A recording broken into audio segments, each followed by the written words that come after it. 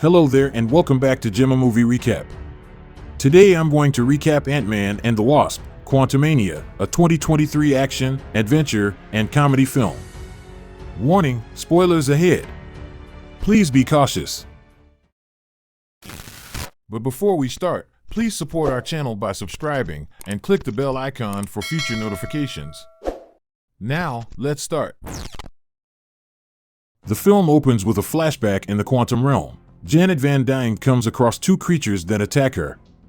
She kills one but is pounced on by the other. Before it can finish her, someone blasts its head off.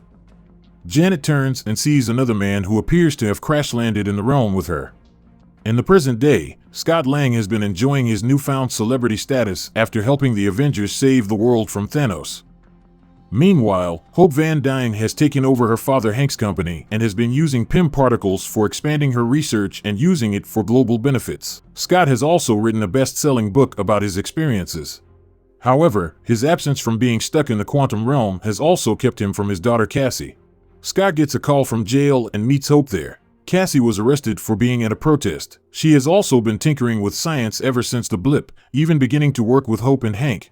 Scott and Cassie join the Pyms at home for dinner, where Hank accidentally lets it slip that Cassie has been arrested more than once. She draws attention to the work they have been doing, including Hank having an ant farm with his smart ants, while Cassie has worked on a device that sends signals to the quantum realm, and signals can be received in the outside world too. This causes Janet to panic, and she shuts the device off. Before she can explain herself, the device reactivates and starts pulling everything and everyone inside. Scott jumps in after Cassie and uses his Ant-Man suit to protect her as they fall into the quantum realm. Hope uses her Wasp suit to save her parents. The Pyms gather as Janet tries to keep them from being spotted.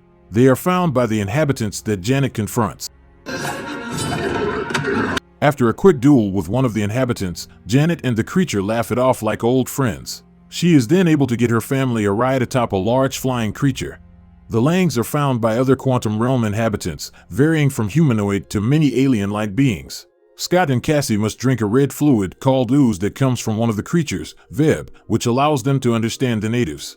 They are met by another native, Quaz, who can read minds, as well as Jentorra, a rebel warrior who suspects that the arrival of the Langs and Pyms will draw attention from someone they call the Conqueror. When Scott mentions Janet's name, Jentorra becomes more suspicious. Janet leads Hank and Hope to a bar full of other quantum natives. They meet with a man called Lord Kryler, whom Janet befriended during her time trapped down there. While Janet tries to get Kryler to help, he tells her that he is working for Kang, the Conqueror referred to earlier. Kryler also alludes to Kang's greatest weapon, a mechanized organism designed only for killing, MODOK. Kang's henchmen show up to take in the Pyms, but they fight their way out. And Hank uses one of his growing discs to turn a squid creature gigantic to grab Kryler and throw him around. The family then steals his ship and escapes. The rebels soon come under attack by Kang's forces.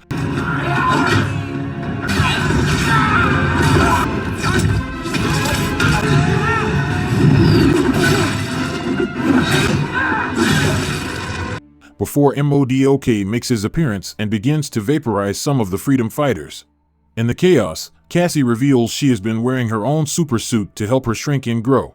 MODOK personally confronts Scott and Cassie and reveals himself as Darren Cross, who survived his fight with Scott when he went subatomic and destroyed his Yellow Jacket suit, which deformed Cross's body and left him as a giant head with tiny limbs and a stretched out face. He was also the one who sent the signal to Cassie that she responded to. MODOK then brings the two to Kang. On their way out, Janet comes clean to Hank and Hope about her time down there. When she met Kang, he gave her the impression that he was another lost traveler and that she could help him power his ship to get them out of the quantum realm, promising her he will return her to Hope. After Janet found his ship's core, she learned that his ship was powered by his thoughts. When she touched the core, she caught a glimpse into Kang's mind, and she witnessed all the atrocities he committed, from wiping out entire planets and destroying timelines. Kang attempted to appeal to Janet by saying he can make it so that she never missed Hope's childhood, though she knew it would mean other worlds would suffer because of him. Seeing that he was a monster, Janet used her Wasp suit to steal the core and blow it up to a massive size to prevent herself or Kang from escaping. Scott and Cassie meet Kang, who boasts about having killed other Avengers across other timelines. He demands Scott's help in getting his core back, threatening to kill Cassie and force Scott to relive the moment for eternity if he doesn't help. Scott reluctantly agrees, but makes it clear he will come for Kong if he hurts Cassie. Scott is dropped down into the core's location to retrieve it, but he gets caught in what MODOK calls a probability storm, causing hundreds of multiple Scotts to pop up. The Pyms fly by the location when Hope gets a read on Scott. As she flies down to help, she gets surrounded by her own probabilities. Scott's probabilities manage to help him since their entire shared goal is saving Cassie. Hope helps Scott, and they shrink the core down together. Hope and Janet try to help Scott now that he has the core, but Kong shows up to take it from him, going back on their deal to let Cassie go. He also takes Janet with him and has MODOK destroy the ship with Hank in it, though he survives. When Janet calls Kong a monster, he explains that he is the exiled one among his many variants, and he believes they are responsible for other horrors across the multiverse. He thinks that his escaping the quantum realm will allow him to take control of an event that is coming for humanity. The ants from Hank's ant farm arrive, after apparently having gone through time displacement that has helped them grow more advanced over less time than what the humans have gone through. They help Hank get Scott and hope to head toward Kang's stronghold. Meanwhile, Cassie uses her suit to shrink into a prison and free Jentorra and other rebels to charge toward Kang's tower.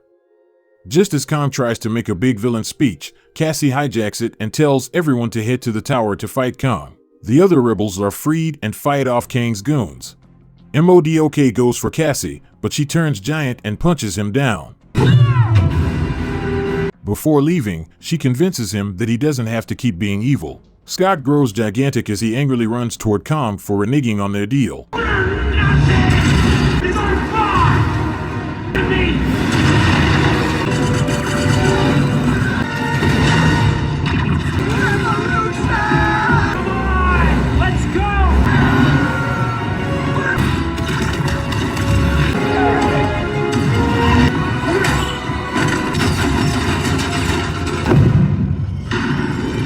He reunites with Cassie and is proud to see she is a giant too.